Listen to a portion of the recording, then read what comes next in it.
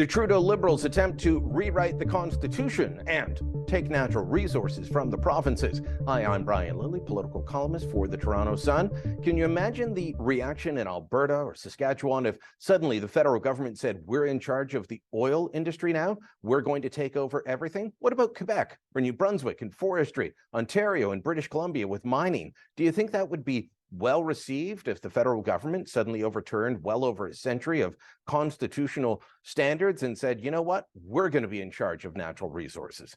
Well, David Lametti, Canada's Justice Minister, said he'd consider that at an event with the Assembly of First Nations last week, but when caught on it, said, I never said that.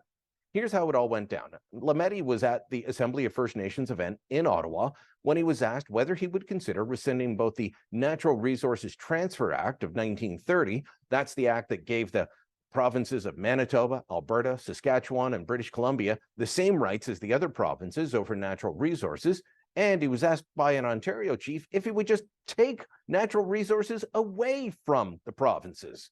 That would be an outright rewriting of the Constitution. And yet Lametti said he would consider it. He would look into it. When called out, said it wasn't true. Here's the problem. There is video evidence. This conference of the Assembly of First Nations was broadcast. It was broadcast live to YouTube. It's still sitting on CPAC's YouTube channel, where the Lametti is clearly heard saying he'd consider this. Check it out. The point about the Natural Resources Transfer Agreement, but I do commit to looking at that. It won't be uncontroversial. All right, so the minister was clear there. He even said it would be controversial to do, and he laughed about that while saying he'd consider it. He only started to backtrack after Alberta Premier Danielle Smith called this an unprecedented attack on national unity, when Saskatchewan Premier Scott Moe called it an outrageous statement. But Lametti is trying to get away with it. He's trying to say those were not his words, and many people, including some in the media, are believing him. The truth, though, is something completely different. The evidence is clear.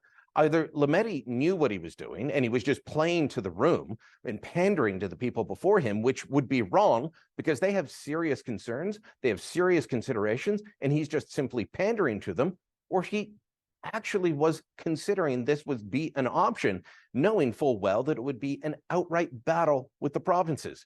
Either one of these, for a law professor, a constitutional expert like Lametti, should be worrying. The fact that the justice minister would freelance like this is something that should be concerning for everyone.